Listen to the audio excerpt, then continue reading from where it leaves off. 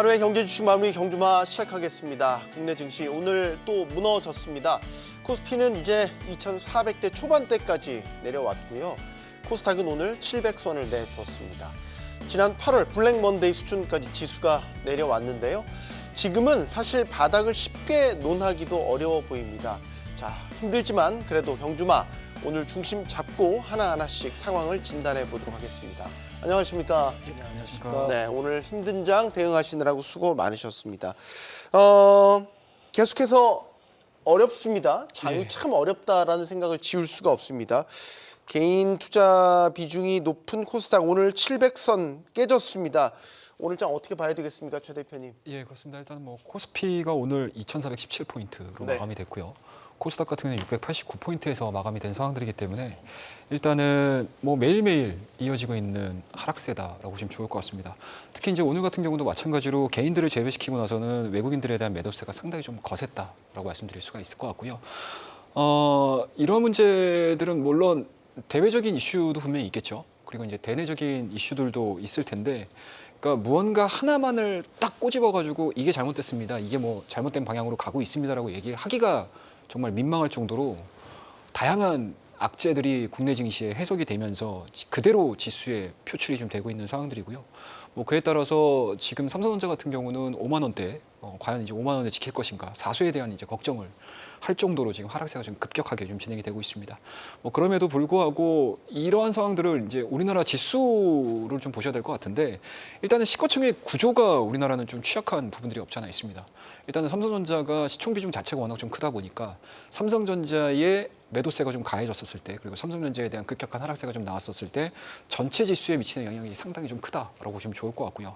코스닥 쪽으로 넘어가서 보시게 되면 우리나라 시총 10위권을 안에 있는 내용들을 좀 보시게 되면 제약바이오 종목군들, 그리고 2차전지에 대한 종목군들이 포진을 한 상황들이기 때문에 이쪽에서에 대한 하락세가 좀 진행이 됐었을 때 국내 지수에 대한 영향극들은 굉장히 커질 수밖에 없다라고 보시면 좋을 것 같고요.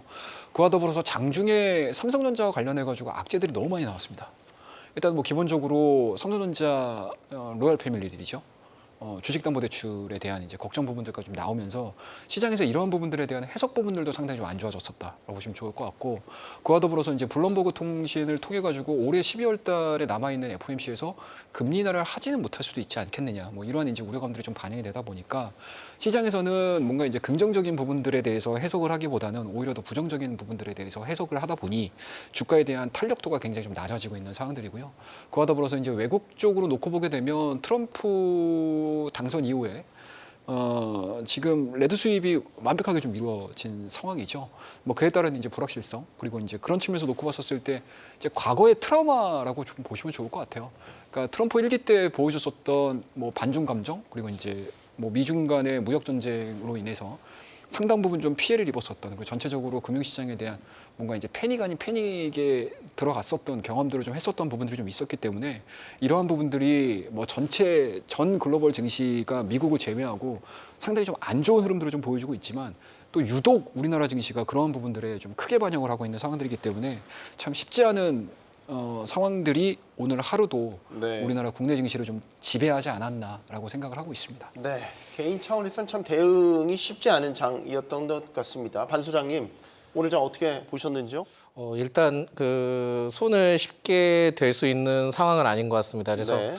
지난주 때 초 때는 굉장히 좀 좋은 분위기를 연출을 했다가 지금 연수성이 굉장히 좀 많이 떨어졌고, 심지어는 좀 분위기가 많이 안 좋아진 상황인데, 이러한 상황을 봤을 때는 역시나 그 외국인의 매도세가 굉장히 좀 강했다라고 보시면 될 것 같고요. 특히 이제 코스피 쪽에 대해서는 외국인 매도세가 연속해서 나오고 있는 점을 봤을 때는 증시에 대해서 이렇게 좀 심리적으로 그 투자 심리가 위축이 됐나라고 좀 볼 수 있을 것 같습니다. 그리고 코스닥 역시 변동성이 매우 큰 상황인데, 코스피보다는 그나마 좀 사정인 좀 좋은 것으로 좀 판단이 되고 있어서 이 점을 좀 먼저 말씀을 드리고 싶고, 심지어 지금은 좋은 이슈가 나온다 하더라도 연수성이 좀 떨어집니다. 오늘 좀 이슈가 나왔던 것 중에 하나가 민주당에서 그 원전 예산 정부안에 대해서 수용 소식이 좀 나왔었거든요. 그러면서 원전주가 올라가는 모습들을 보여줬다가 일제히 또 대거 차익 실현이 좀 나와줬습니다.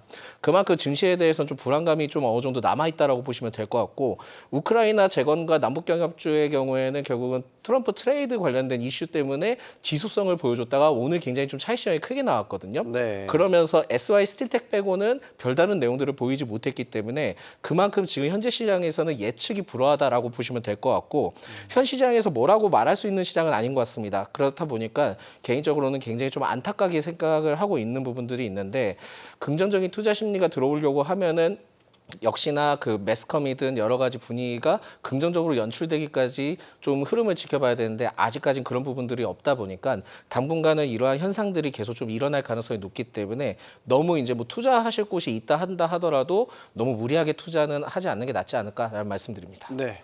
우리가 지금 올라가도 합리적인 이유들을 찾아야 되고 떨어져도 떨어지는 거에 대한 합리적인 이유들을 찾아야 되는데 지금 우리 떨어지는 추락하는 이 장세에서는 합리성을 찾을 수 있는지가 의문이에요, 사실. 그러니까 공포를 낳는다고 일종의 투매 현상도 나타날 것 같은 조짐이 보인단 말이죠. 그만큼 투심이 지금 바닥을 기고 있다. 이렇게 볼 수 있을 것 같은데. 네.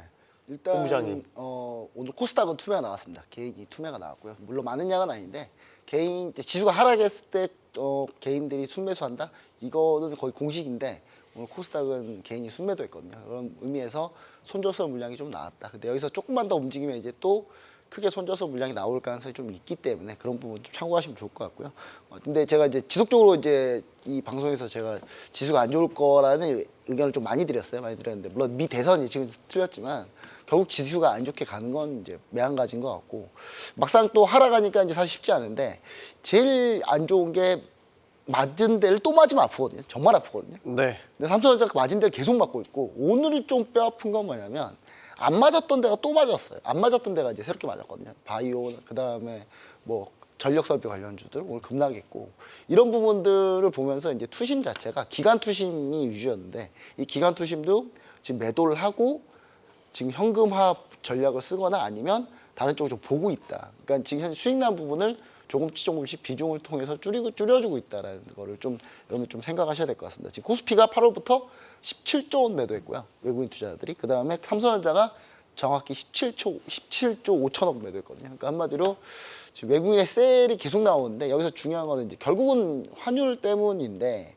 어차피 환율의 정점 레벨 정도 가면 외국인 투자자들은 결국은 환율로 수익 날 거, 그러니까 원화가 다시 강세가 됐을 때 그 수익폭을 좀 노리고 들어오는 부분도 있습니다. 근데 아직까지도 그걸 노리고 들어오지 않는다는 거는 분명히 어느 정도 좀 외국인 투자자들은 더 열어놓고 보고 있다. 이렇게 좀 보시면 좋을 것 같아서 저는 전반적으로 시장이 조금 미국 그 블랙 프라이데이 소비 시즌 가기 전까지는 좀 쉽지 않은 장이 좀 계속되지 않을까라고 좀 생각을 해보고 있습니다. 김정철 본부장님은 아직 바닥을 논하기에는 조금 이른 시점이다라고 보시는 것 같고 조심스럽지만 이 질문을 제가 사실 그 다음에 드리려고 했거든요. 저희가 방송 들어가기 전에 이제 회의를 하면서도 저희도 괴롭습니다, 사실.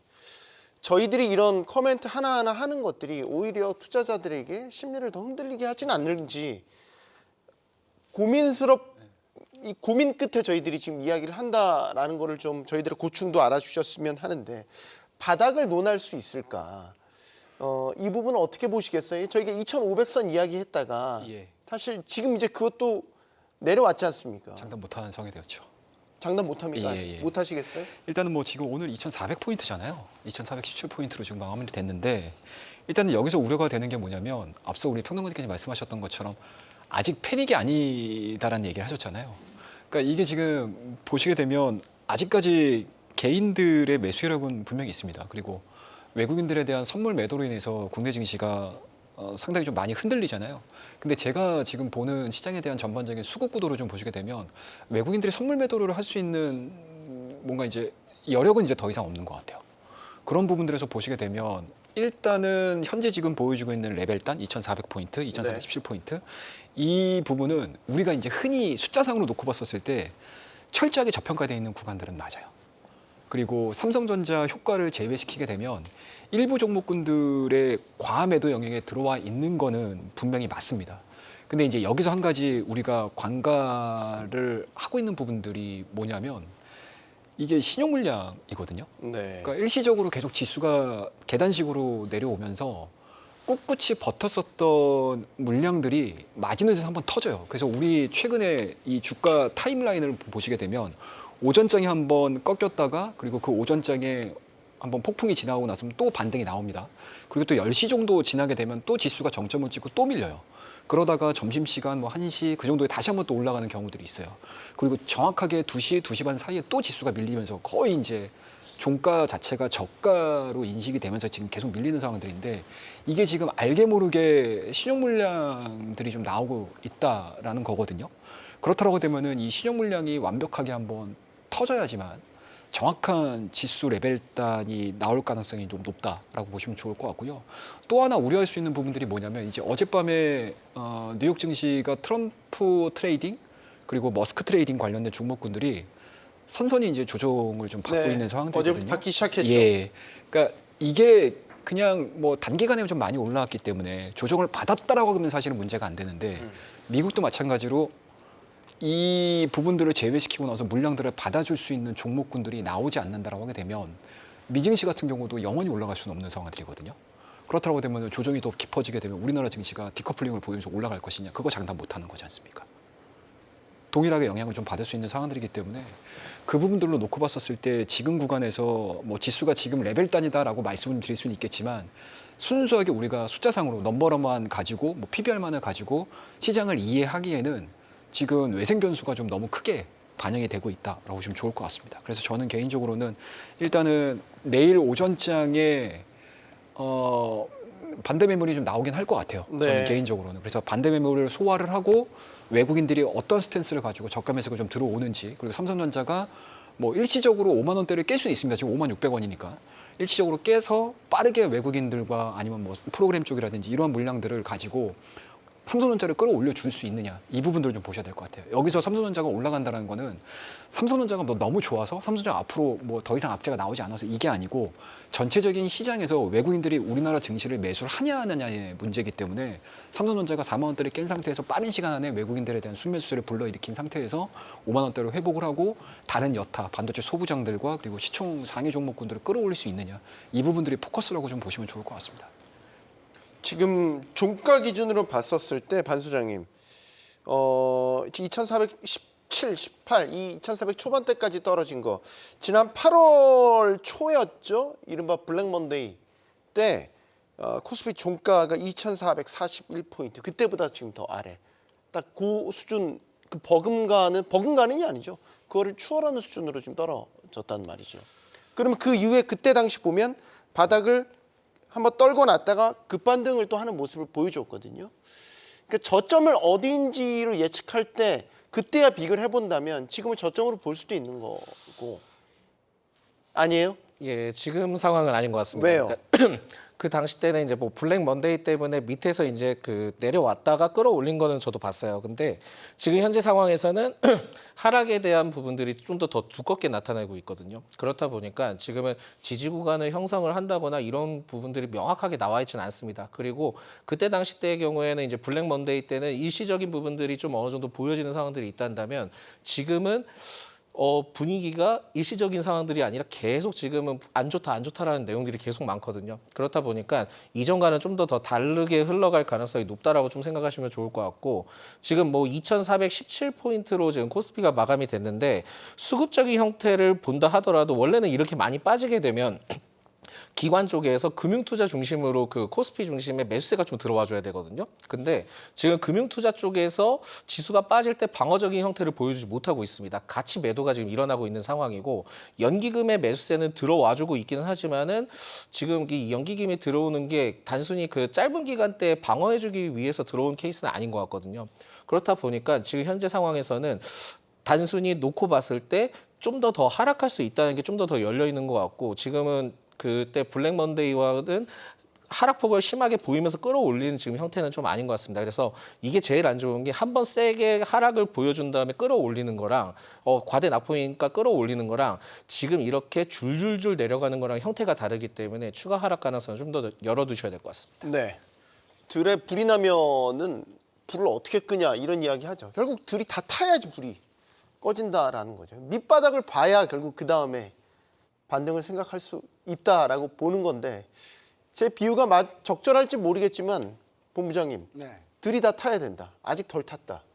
보시는 거고. 다 타진 뭐 아직 덜 탔다라고 할 수는 있는데 사실 저도 이제 탔다는 것도 되게 중요하지만 요거 이제 끌려면 뭔가 재료가 있어야 되는데 현재 우리나라에 나와 있는 이 재료들을 보면 경제 성장률은 추가로 하향 조정, 그다음에 수출은 지난달에서 또 감소세로 전환할 가능성이 있다.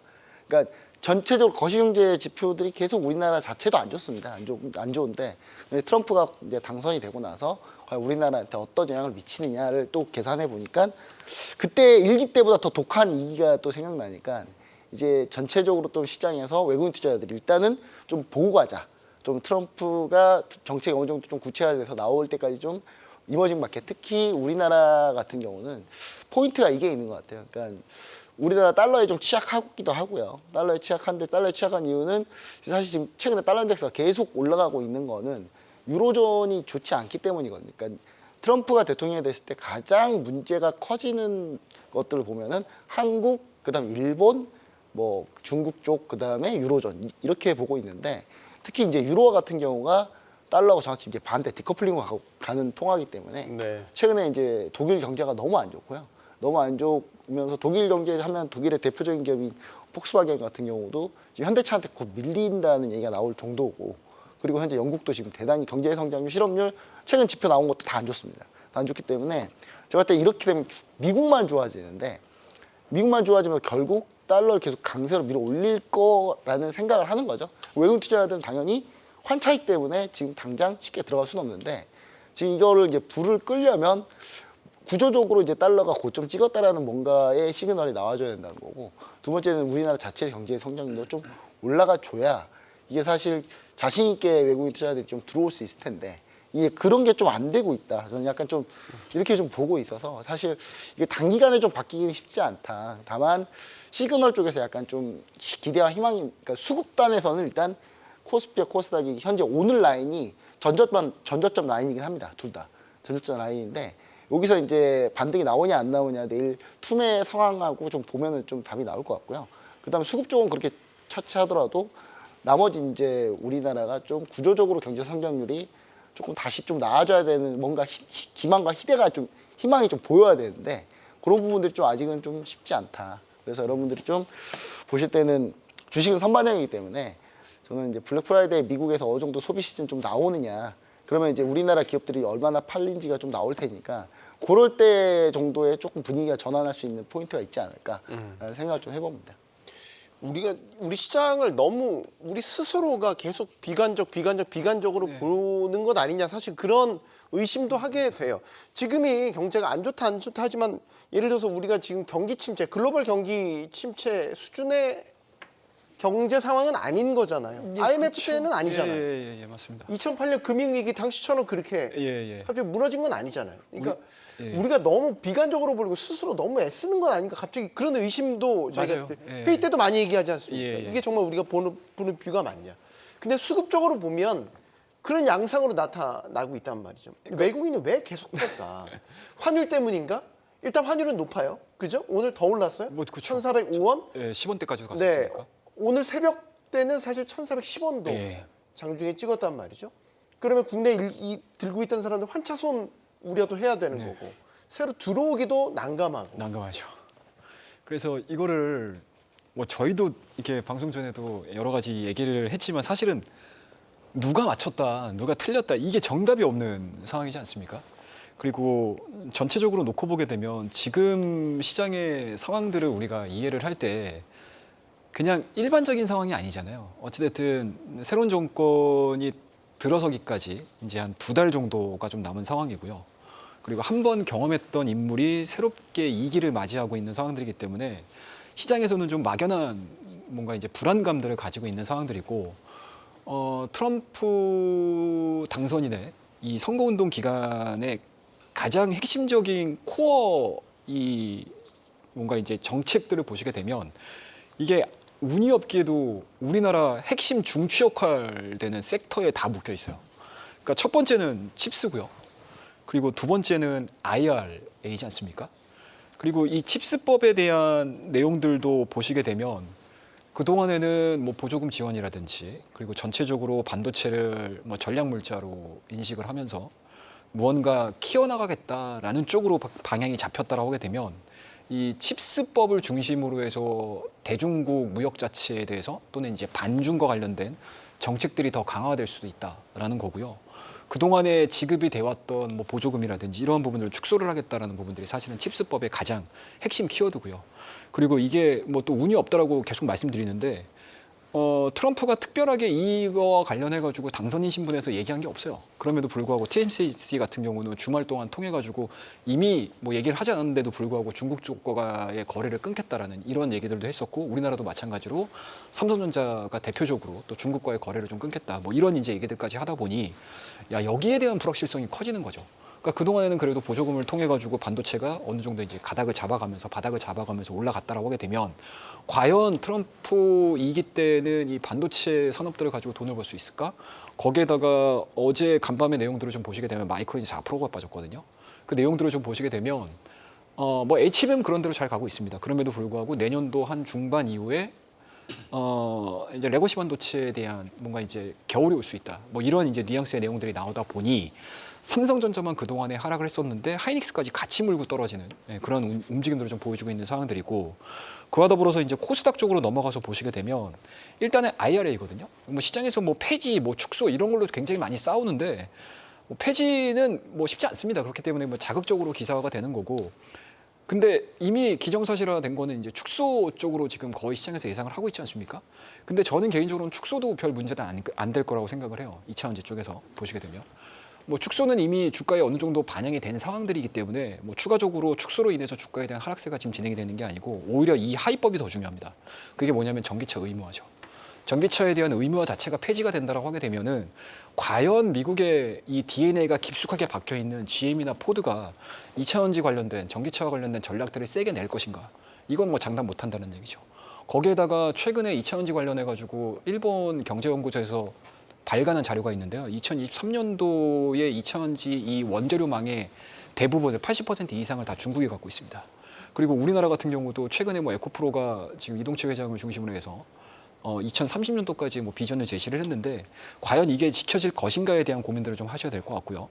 그와 더불어서 또 볼 수 있는 부분들이 어떤 부분이냐면 그러니까 전기차 의무화가 폐지가 된다라고 하게 되면은 현재 지금 받고 있는 우리나라 2차원지의 밸류들을 과연 시장에서 합당하게 인식을 해줄 것인가? 이거에 대한 노이즈까지 반영이 된다라고 하게 되면 현재 코스피 같은 경우는 저는 개인적으로는 그렇게 생각을 해요.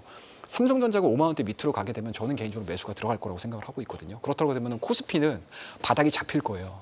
일시적으로 2,400선이 하락을 한다 하더라도 네. 굉장히 빠른 시간에는 올라올 수 있다라고 저는 생각을 하고 있고 이 2달 동안에 횡보가 진행이 될 가능성이 높습니다.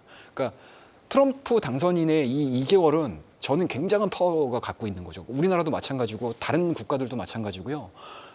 다음 정권이 가장 파워가 셀 때가 인수위 기간 때가 가장 세거든요. 근데 이 인수위 기간 동안에 굳이 트럼프가 나서가지고 다른 국가들한테 이익이 될 수 있는 얘기들은 안 할 거예요. 아마 얘기를 한다라고 하게 되면 재건 정도? 그러니까 전쟁과 관련해서, 그러니까 지정학적 리스크와 관련해가지고 뭔가 이제 립 서비스를 할 수 있는 부분들 빨리빨리 종식시키자라는 쪽으로 갈 거지. 오히려 정책에 대한 불확실성은 실질적으로 1월 22일 이후에 새롭게 내각이 설정이 되고 업무를 시작했었을 때 그때부터 차근차근 스텝 바이 스텝으로 나올 가능성이 높습니다. 그렇다고 되면 코스피는 2,400 저점을 통해서는 그러니까 삼성전자가 5만 원대를 하향 이탈시켜서 일시적으로 뭐 47,000원, 48,000원 갈 수 있다 하더라도 굉장히 빠른 시간 안에 5만 원대를 회복을 할 거라고 저는 보고 있고요. 그리고 5만 원대에서 6만 원대 가는 동안에 시간이 오래 걸리겠죠. 그러니까 이 6만 원대까지 가는 동안에 외국인들 매수 안 들어올 거예요. 그러면은 지수는 2,400선을 중심으로 해서 횡보가 될 가능성이 높겠죠. 근데 이 문제는 이제 코스닥이라고 저는 보거든요. 근데 코스닥 같은 경우는 이게 지수를 끌어올려야 된다라고 되면 시총 관련된 종목군들이 움직여야 되는데 이 2차원지 관련된 애들이 밸류가 너무 높아요. 그리고 공매도가 지금 재개가 안 됐잖아요. 내년 3월이죠. 만약에 공매도가 3월 달에 재개가 됐었을 때 외국계 자금들이 우리나라 2차원지를 글로벌 피어 그룹들하고 비교를 했었을 때 이게 터무니없이 높은 상황이거든요. 그럼 여전히? 얘네들 여전히 높다고 저는 봐요. 근데 그렇다고 되면 외국계 자금이 코스닥 시장에 들어와가지고 이 물량들을 사겠냐 이거죠. 절대 안 사죠. 거기에다가 우리나라 코스닥 종목군들을 보시게 되면 이자 보상 비율이 지금 1배가 안 되는 기업들이 한 50%에 거의 육박하거든요. 그러니까 영업이익을 벌어가지고 이자를 못 내는 상황에 있는 한계 기업들이 너무 많다는 얘기예요. 그렇다고 되면은 코스닥 지수를 이걸 끌어올릴 수 있을 것인가? 저는 못 끌어올린다고 보거든요. 그렇다면 지금 구간에서는 오히려 코스피와 코스닥에서, 그러니까 코스피는 그래도 시총 상위 종목군들을 가지고 내가 트레이딩을 할 수 있는, 아니면 또는 내가 모아갈 수 있는 전략들이 세워지지만, 코스닥 같은 경우는 아마 트럼프가 백악관에 들어가서 업무 시작하기 전까지는 아마 개별적인 종목군들 장세, 그리고 트럼프향 관련된 종목군들, 아니면 머스크향 관련된 종목군들, 이 정도만 움직이는 시장이 될 가능성이 높지 않겠냐, 저는 생각을 하고 있습니다. 네. 결국 트럼프 이야기가 나왔으니까 트럼프 랠리가 한국에는 트럼프 리스크란 말이죠. 우리가 트럼프 리스크 1기 때 겪어보긴 했지만 또 새로운 면도 있고 아직 몰라요. 집권 위기가 어떻게 펼쳐질지. 근데 이제 우리가 너무 과민하게 지금 생각하는 부분도 분명히 있는 것 같고, 우리도 주권 국가인데 미국이 뭐 한다고 해서 우리가 다 따라갈 이유도 없는 거고, 그렇지만 미국의 입김은 분명히 세긴 하단 말이죠. 제 말에 결론이 없죠. 그러니까 우리 지금 상황 이런 거 아니에요? 제 말에도 결론이 없고, 우리도 무슨 어떤 투자 결정하는 데 있어서 명확하게 트럼프 리스크를 결론을 내질 못하는 것 같아요. 본부장에게 먼저 드릴까요?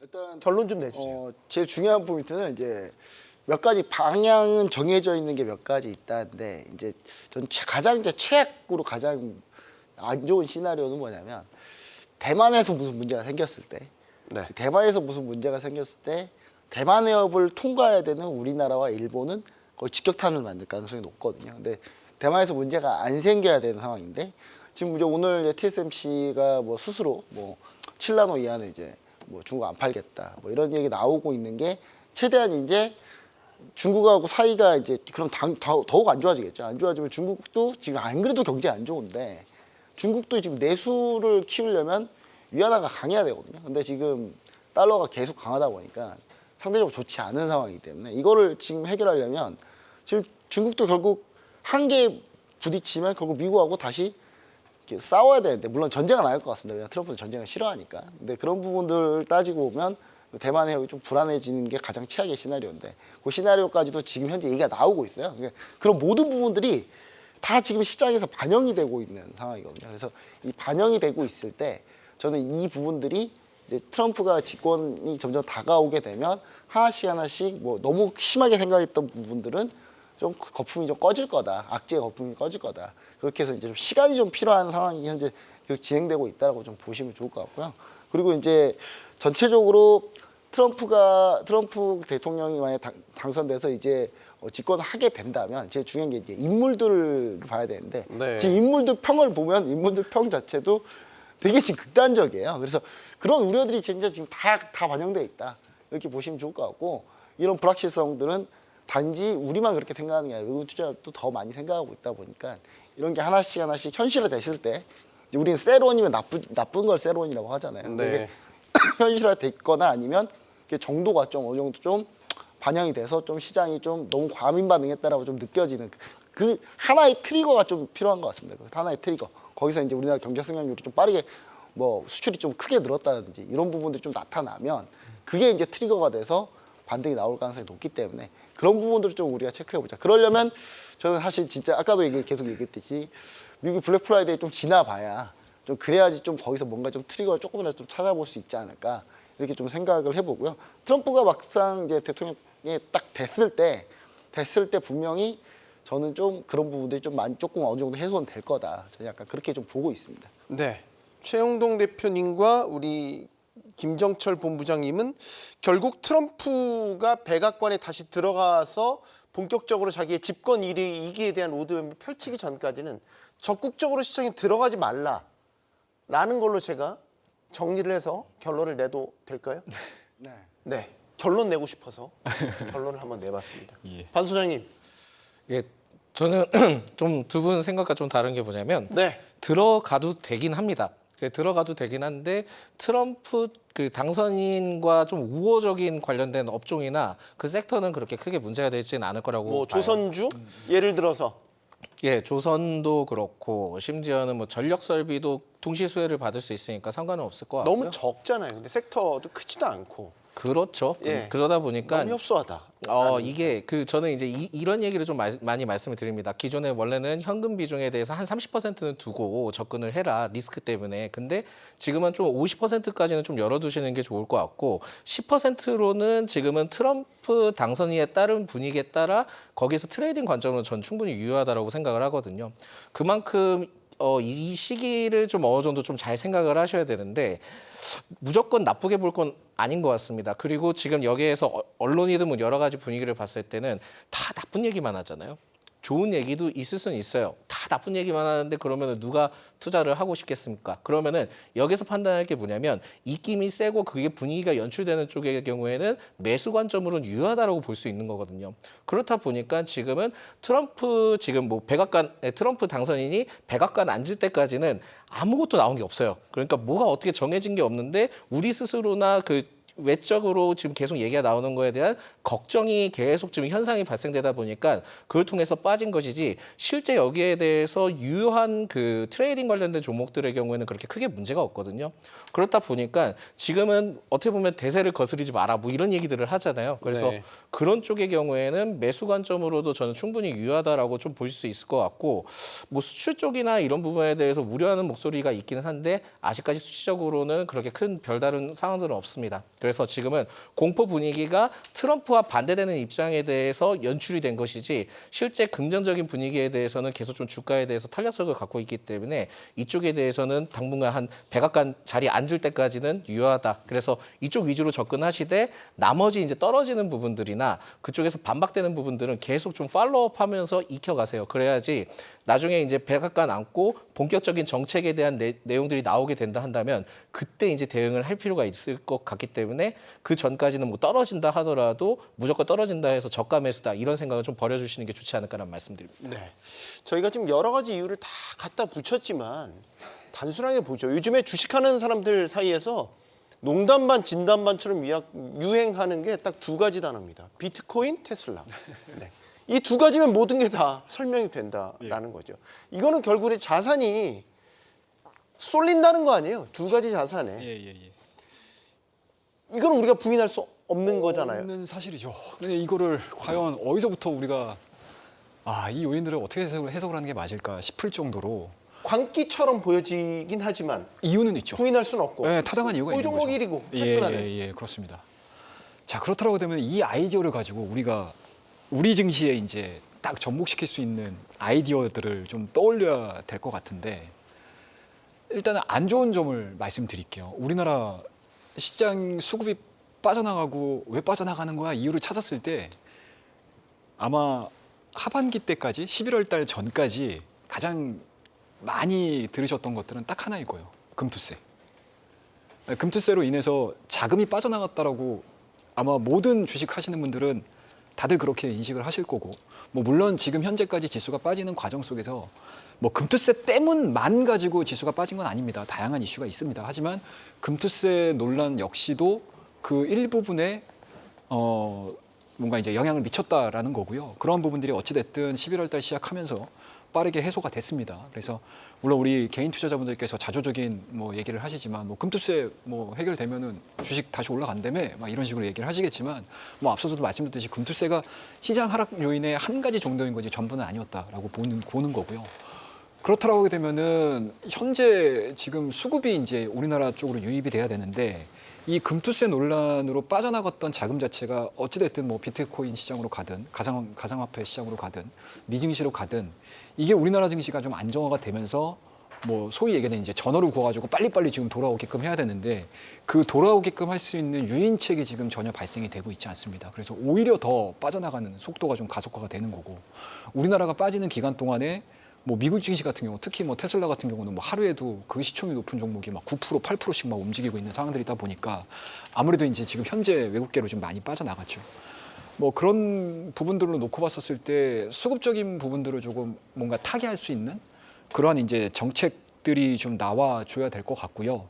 그러면 이제 여기서 이제 우리가 뭐 이거는 이제 뭐 근본적인 이야기인 거고 아이디어를 좀 삼아야 된다고 하게 되면 저는 개인적으로는 지금 현재 트럼프 당선인 이 시기 동안에 가장 문제가 되는 근본적인 원인은 뭐 저희가 칩스법도 얘기했고 IRA법도 얘기를 했잖아요. 네. 근데 저는 관세라고 봐요.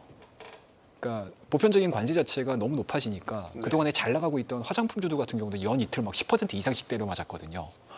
그러니까 그만큼 관세가 높아졌었을 때 우리나라 기업들이 그동안에 뭐 미국이든 아니면 여러 국가에서 잘 열심히 뭐 일을 해서 이제 매출액을 올리고 영업이익을 뽑아왔다라고 하게 되면 거기에서 이제 감액이 되다 보니 2024년도에 눈높이는 이만큼 있는 상태에서 2025년 눈높이가 낮아지니까 주가가 밀리는 거거든요. 그렇다라고 되면은 이 부분들은 인정을 해줘야 될 것 같아요. 지금의 불확실성은. 그렇다고 되면은 뭐 펀더멘털적으로 뭔가 사업적인 측면에서 그렇게 크게 오류가 되지 않는 종목군들 같은 경우는 가격적인 메리트가 나오는 구간들이 나올 거예요. 그러니까 그때까지 기다리는 거죠. 그리고 또 하나 이게 대안이 될지는 모르겠지만 이건 어디까지는 뭐 제 개인적인 뭐 뇌피셜이라고 해도 상관은 없는데 우리가 관세가 그냥 일반적으로 전체 글로벌 시장의 상수다라고 하게 되면 저는 이번에 이 머스크죠. 킹메이커로서의 이 머스크가 이 트럼프 2기에 변수가 될 가능성이 저는 높다라고 보거든요. 정부 효율화위원회 위원장으로 결국 임명이 됐죠. 예, 그러니까 네. 이게 변수가 그러니까 그 분이 그 인물이 변수가 될 수 있을 거라고 저는 생각을 해요. 그러니까 이거를 제가 과거로 좀 돌아가야 될 것 같은데 지난 6월이죠. 지난 6월에 제가 이 경주마에서 어떤 얘기를 해드렸냐면 테슬라 일론 머스크가 중국에 넘어가가지고 리창 총리를 만나가지고 FSD 테스트 승인을 받았거든요. 네. 그때 인도 총리하고 만나는 거를 이틀인가 3일 전에 캔슬을 하고 넘어갔어요. 기억납니다. 그 예. 뉴스. 네. 그때 당시에 제가 어떤 얘기를 해드렸었냐면 테슬라의 일론 머스크가 한 국가의 고위 관리 약속을 2, 3일 만에 취소시키고 중국으로 넘어갔다라는 거는 그만큼 이 FSD에 대한 뭔가 이제 성공을 시키고자 하는 욕심이거든요. 그렇다고 되면 중국이 과연 일론 머스크하고 딜을 봤었을 때 아무것도 없이 조건 없이 이 FSD 승인해 줄 거라고 생각하지는 않습니다. 그렇다고 되면은 요번에 이 트럼프의 그러니까 일론 머스크의 트럼프 이 선거 기간 동안의 이 행적은 저는 굉장히 전략적이라고 보고요. 그리고 이 전략적인 부분들이 정권이 시작을 했었을 때 중국 쪽과 미국 쪽의 가교 역할까지도 갈 수 있지 않겠냐. 확대 해석을 해보게 되면. 그러면은 생각보다 상당히 많은 변수가 나올 가능성이 높다. 그래서 오히려 이 불확실한 이 기간 동안에는 국내 증시가 다소 조금 침체되어 있거나 아니면 횡보되는 구간들이 보여준다 하더라도 아마 실질적으로 트럼프가 직무를 시작하는 그 시기서부터는 굉장히 다이나믹하게 변화될 가능성이 높지 않겠냐. 저는 개인적으로 생각을 하고 있습니다. 네. 아까 비트코인이나 테슬라 이야기 말씀드렸지만 반 소장님, 국내 증시 수익률이 떨어지게 되니까 돈을 놀릴 수는 없잖아요. 그러니까 단기 자금은 비트코인으로 간다. 코인 시장으로 간다. 그리고 조금 중장기는 사실 국내 증시가 정리될 때까지는 미국장이나 요즘엔 또 중국 증시 직접 투자하시는 분들도 비중이 좀 늘었다고 하니까 해외 쪽을 바라본다. 결국 이 얘기는 국내 증시가 여러 악재들이 정리될 때까지 좀 기다렸다가 나중에 타이밍을 보고 다시 들어온다. 대기성 자금으로도 볼 수 있는 것 아닌가. 예, 원래는 이런 상황이면 대기성 자금으로도 생각을 하실 수 있을 것 같긴 한데요. 지금 그 미국 대선 이후로부터 사실 뭐 그런 얘기들이 많았잖아요. 미국 대선이 끝나면은 미국 증시에 조정이 올 수 있다라고 얘기를 했는데 조정 안 왔죠. 계속 갑니다. 그러다 보니까 지금 투자자들이 또 개인 투자가분들이 한국 증시보다 지금 미국 증시가 강한데 그럼 미국 투자해야지. 심지어는 제 주변에서도 무슨 얘기를 하냐면 이제 한국 증시 포기했어요. 미국 증시로 갈래요. 라고 하면서 얘기하시는 분들도 수두룩해요. 그만큼 지금 보여지는 거 딱 표면적으로 놓았을 때 미증시가 계속 올라가는 모습들을 보이고 실제 우리가 뭐 트럼프 당선이 되면은 뭐 떨어져 뭐 일시적으로 좀 조정받을 거라 생각했지만은 그런 분위기가 연출되지 않고 계속 가다 보니까 미국은 더 강하네? 그러면 당연히 강한 쪽으로 가야지. 이렇게 지금 심리적으로 받아들이는 거거든요. 그러다 보니까는 중장기적 관점으로 아까 앵커님께서 말씀하셨던 투자처가 그렇게 가는 게 맞는데 가상화폐 쪽은 오히려 지금은 단기 자금으로 해서 유입되는 것으로 좀 생각이 들진 않습니다. 그래서 중장기적인 자금으로서 새로운 투자처가 발생이 됐다 보니까 네. 그걸 통해서 매수세가 굉장히 좀 많이 들어오는 것으로 판단이 되거든요. 네. 그래서 이 가상화폐나 뭐 미국 증시가 좀 어느 정도 이제 끝나면은 국내 증시로 들어온다. 이게 단기간에 이루어지진 않을 것 같습니다. 그만큼 가상화폐가 지금 굉장히 뜨거워요. 저도 굉장히 깜짝 놀랐던 게 뭐냐면 우리가 알고 있는 비트코인과 이더리움 쪽만 생각을 하시는데 도지코인이라고 있는데 이 도지코인이 한 달도 안 됐는데 5배가 뛰었습니다. 네, 5배가 도지코인이 뭐 최고의 스타죠 지금. 크립토 시장에서 최고의 스타가 됐지 않습니까? 예, 그래서 저도 원래 이제 비트코인이든 가상화폐에 대해서 되게 그 부정적인 견해로 생각을 했는데 올해 이제 뭐 미국에서 현물 ETF나 이런 게 좀 승인이 됐잖아요. 그 승인이 된 게 결국은 자금을 흡수시키는 영향을 하는데 물론 우리나라에서는 비트코인 현물 ETF 거래는 되지 않습니다만 이게 지금 통용이 되고 그걸 통해서 매수세가 들어오다 보니까 국내에 이제 투자자분들도 미국 증시뿐만이 아니라 코인도 이제는 투자를 해야겠네 이렇게 좀 생각이 드는 것 같습니다. 그렇게 되면 상대적으로 국내 증시에 대해서는 분위기가 좀 위축될 수밖에 없어요. 근데 이게 단순히 단기 자금이냐? 투자처를 계속 좀 알아가시는 분들의 경우에는 저는 단기 자금으로 생각되지는 않습니다. 그래서 네. 이 기간이 좀 더 오래 걸릴 수 있고 국내에서 증시가 신뢰도를 회복하지 않는 이상은 당분간은 좀 쉽지 않지 않을까라는 말씀드립니다. 김 본부장님, 네. 지금 국내에서는 이제 공매도가 금지된 상태잖아요. 네. 꽤 됐단 말이죠. 공매도를 못 하게 된 지. 사실 이제 외국인들이 공매도를 통해서 뭐 하락에 베팅을 하고 일정 부분은 주식이 너무 과열되고 고평가된 부분이 이제 공매도를 통해서 좀 조정이 되고 물론 우리나라에서는 불법 공매도가 문제가 됐지만 지금 공매도가 이렇게 금지된 것도 지수 낙폭이 좀 더 크게 나타나는 원인이라고 볼 수 있어요. 대표적으로 이제 롱숏 펀드들 같은 경우는 사실 숏이 가능해야 롱을 할 수 있기 때문에 전반적으로 투자 유인책이 좀 떨어지는 건 맞습니다, 사실. 그리고 지금 현재 공매도가 없다라는 거는 그러니까 여러분들이 생각을 해보시면 뭐 아니 저게 그렇게 중요한 일인가 할 수 있는데 이제 외국계 펀드 매니저라고 생각을 하면요, 네. 동국가 그러니까 같은 레벨대 이머징 마켓이나 약간 좀 그런 시장에서 보면 한국에 뭔가 메리트가 있으려면 수익률 게임을 해야 되거든요, 자기들도. 근데 수익률 게임이 불가능한 시장에서 그냥 이 나라가 그럼 경제라도 좀 괜찮으면 좋은데 지금 경제가 그렇게 좋지 않은 상황, 안 좋은 거 아주 안 좋다고 보지는 않습니다만은 현재 성장률이 지금 떨어져 가고 있는 상황이다 보니까 사실 유인책 자체가 거의 없다라고 할 수 있죠. 그래서 사실 이제 저는 공매도를 일시적으로 중지했던 거는 상당히 저는 괜찮은 선택이었다 생각을 하는데 이게 너무 장기간 이어지고 있다. 장기간 이게 그러니까 빠르게 좀 전체적인 대책을 만들고 좀 속도감 있게 해서 빠르게 재개시켰어야 되는데 그런 부분들이 좀 안 좋았다라고 저는 좀 보고 있습니다. 그래서 네. 전체적으로 이제 공매도가 또 재개가 되면 이러면 이제 무조건 시장이 다 폭탄 맞는 거 아니야라고 또 생각할 수 있는데 사실 그거보다는 저는 롱숏 그때쯤 되면 지수가 롱에 대한 약간 그 필요성을 좀 더 많이 느낄 수 있거든요. 그러면 이제 롱숏 펀드들이 좀 활발하게 들어올 수 있다. 그리고 언제든지 숏이 가능하다면 외국인 투자자들이 조금 더 들어오는데 진입 장벽은 조금 덜 할 가능성이 높다. 이렇게 좀 보시면 좋을 것 같습니다. 왜냐하면 전체적으로 외국계 펀드 매니저 특히 패시브 자금이나 인덱스 펀드들 같은 경우는 글로벌로 수익률을 맞춰줘야 돼요. 맞춰주고 거기 약간 또 비트하려면은 결국은 이제 공매도가 좀 필요한 부분이기 때문에 그런 부분까지 같이 이해해 주시면 좋을 것 같고 그래서 저는 이제 이런 부분들을 볼 때도 여러분들이 꼭 섹터를 정하실 때 전체적으로 이제 좀 얘기 많이 해주셨는데 저도 역시 트럼프 그다음에 이 머스크 섹터 이쪽이 상당히 좀 괜찮은 것 같아요. 그래서 이쪽이 나중에 공매도 맞을 가능성이 좀 덜하고 그리고 제일 중요한 포인트도 이쪽에서 저는 이제 미 대선 때 그날 딱 한 화면을 제가 계속 보고 있었거든요. 딱 계속 그 판비치에서 트럼프가 연설을 했을 때 I love you 일론 딱 본 순간 아 이거 이쪽이다. 그래서 저는 이쪽에서 좀 방향 그 사이의 방향성을 좀 찾아보시면 물론 이쪽이 지수 전체를 커버할 수 있는 그런 시장은 아닙니다. 근데 대표적으로 저는 현대차도 괜찮게 보고 있고요. 왜냐면 현대차가 로봇 갖고 있기 때문에 보스턴 다이내믹스 갖고 있기 때문에 저는 이쪽으로 이제 좀 보시면 나중에 공매도가 재개되더라도 조금 더 괜찮을 가능성이 있다는 걸 좀 다시 한번 얘기 드립니다. 아이러브 머스크 하신 거죠? 아이러브 일론이죠. 일론이라고 했습니다. 네. 정확히 제가 일론. 그거를 아이러브 일본? 갑자기 제가 일론. 잘못 들었어요. 네, 그러니까 제가 폭스뉴스랑 CNN 동시에 두 개 다 듣고 있었거든요. 근데 아이러브 일론 보면서 취향이 저쪽인가? 생각했다가 로스캐롤라이나 얘기가 나오니까 이게 스타링크 저게도 우주항공이구나 이렇게 좀 넘어갔던. 근데 그때 여러분들 그때 장중이었습니다. 그때 장중이었다는 사실. 그러니까 기회는 분명히 온다라는 걸 좀 잘 보시면 좋을 것 같습니다. 오늘 경주마에서 마지막 주제를 뭘로 할까 고민하다가 조금 펀더멘털적인 이야기를 오늘 해보려고 합니다. 우리나라는 수출을 참 많이 하는 나라죠.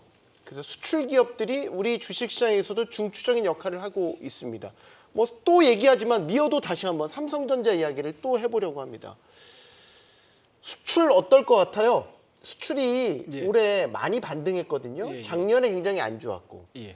고금리 환경에서 작년에 안 좋았다가 올해 상당히 큰 폭으로 개선이 됐고 하반기 들어서 수출 증가율 자체는 조금씩 이제 꺾이는 모습인 거거든요. 이런 상황에서 내년을 이제 맞이한단 말이죠. 수출이 만약에 증가율이 꺾인다. 그럼 사실 외국인들이 한국 증시에 대한 펀더멘탈을 평가하는 데 있어서 레벨을 좀 낮게 볼 수도 있겠죠. 어떻게 전망하세요? 근데 그러니까 이게 상황이 좀 많이 바뀔 것 같아요. 그러니까 좋게요, 나쁘게? 좋게라고 얘기해 주세요. 예, 좋다라고 하면은 좋다라고 말씀드리도록 하겠습니다. 좋습니다. 예, 일단은 이게 어떤 부분이냐면 어쨌든 뭐 미국하고 지금 연결을 해서 얘기를 해드릴 수밖에 없어요. 어쨌든 미국이 정책적인 방향 자체를 설정을 해줘야지만 이제 우리나라 기업들도 마찬가지로 사업 전략을 꾸리는 거고 그리고 그에 맞춰가지고 우리 금융시장도 움직이는 상황이기 때문에 일단은 트럼프의 정책은 그거잖아요. 법인세 낮춰주는 거고요. 그리고 자율권을 충분히 보장을 하는 거죠. 그렇다고 되면은 기본적인 마인드 셋업 자체가 자율 경쟁으로 풀어주겠다는 얘기지 않습니까? 네. 그렇다고 되면은 국내 기업들도 거기에 맞춰가지고 경쟁력을 키울 수밖에 없고요. 그리고 R&D 투자 당연히 높여야 될 거고요. 그리고 거기서 도태되는, 그러니까 그동안에는 뭐 어떤 식으로든 미국이 됐든 우리나라가 됐든 뭐 여러 가지 이제 뭔가 이제 글로벌한 뭔가 이제 조직들을 통해서 뭔가 보호를 받았다라고 하게 되면 사실은 그 조직 자체가 견고하게 됨에도 불구하고 그 조직 내에서의 경쟁 구도가 굉장히 좀 강해질 수 있는 상황들이기 때문에 승자 독식 체제로 가는 거죠. 그만큼 이제 경쟁력을 요구를 하는 기업들이 살아남을 수가 있다라고 보시면 좋을 것 같고 그런 부분들에 있어서 우리나라 반도체 기업이 어찌됐든 뭐 레거시라든지 이런 쪽에서는 약간은 지금 잡음이 들려오고 있기는 하지만 충분히 삼성전자는 뭐 현금 유동성을 충분히 가지고 있는 상황들이고 SK 하이닉스 같은 경우는 여전히 HBM 내에서 뭐 누구 하나 좀 따라올 수 없을 정도의 기술력을 좀 보여주고 있는 상황들이고요. 그리고 여전히 AI 산업에 대한 스토리 자체가 트럼프 때 들어와가지고 꺾일 만한 스토리는 아니거든요. 그런 부분들에 있어서 그리고 트럼프조차도 이 AI 산업이 꺾이는 걸 그렇게 원치는 않을 거예요. 이미 미국 경제의 기본 베이스 자체를 2023년도, 2023년도로 끌고 왔던 상황들이기 때문에 자기가 4년 동안 마지막 임기거든요. 우리가 뭐 트럼프에 대해서 불확실성 얘기를 하지만 좀 농담 좀 보태서 말씀드리게 되면 트럼프의 당선은 사실은 근본적인 불확실성 해소라고 보거든요. 그러니까 더 이상 트럼프가 당선될 일은 없지 않습니까? 네. 그런 부분들에 있어서 트럼프도 마찬가지로 자기 임기 기간 동안에 오점을 남기고 싶어 하진 않을 거예요. 그리고 임기 초기에 기존의 바이든 정권에서 진행이 돼 왔던 뭔가 이제 색깔들을 지울 수는 있겠지만 거기서 좋은 것들은 취하면서 진행이 될 가능성이 높기 때문에 오히려 우리나라 IT 기업들 같은 경우는 좀 승부를 볼 수 있고 뭔가 임팩트를 줄 수 있는 시기라고 보여지고요. 그리고 나머지 이제 코스닥 쪽에서 진행되고 있는 섹터들 같은 경우는 조금 위기에 직면할 수도 있다. 그리고 머스크가 과연 중국과의 이러한 이제 가교 역할에서 뭐 스토리가 좀 더 좀 이어지게 되면은 코스닥 기업들 같은 경우도 일부 종목군들을 제외시키고 나서는 조금은 좀 이렇게 순환될 수 있는 그런 이제 상황들이 좀 전개될 수 있지 않겠냐. 그래서 지금 시장 자체가 너무 이렇게 뭐 저희도 지금 한 50분, 1시간 동안 가까운 기간 동안에 뭐 좀 이렇게 얘기를 해드렸지만 네. 좀 안 좋은 얘기들을 초반에 좀 너무 많이 해드렸잖아요. 근데 지금 저는 개인적으로는 거의 다 왔다라고 보고요. 여기서 뭐 조금 더 시간이 좀 지체가 되면서 횡보될 수는 있겠지만 절대적인 구간에 있어서는 전평가 국면에 있다. 그렇더라도 지금은 앞서서 우리 반 소장님께서 말씀하셨던 것처럼 종목 픽을 되게 잘해야 되는 시기고요. 그리고 실질적으로 해가 좀 바뀌고 저점을 좀 만들어주게 되면 거기서 또 새로운 트럼프와 관련된 미국과 관련된 우리나라의 새로운 신사업들이 나올 가능성이 높기 때문에 거기에 좀 집중하는 전략 제시해드리도록 하겠습니다. 네. 국장에서 투자자들이 손을 털고 떠나는 이유 모르는 사람 있습니까? 뭐라도 좀 해봤으면 좋겠는데 심각성을 모르는 건지 어쩔 수 없다 생각하는 건지 책임지고 행동해야 될 분들이 조금은 아니라는 생각을 지울 수가 없습니다. 답답해하는 분들이 참 많은 것 같아서 제가 대신 토로를 해봤습니다. 힘내시고요. 경주반은 내일 다시 오겠습니다. 고맙습니다.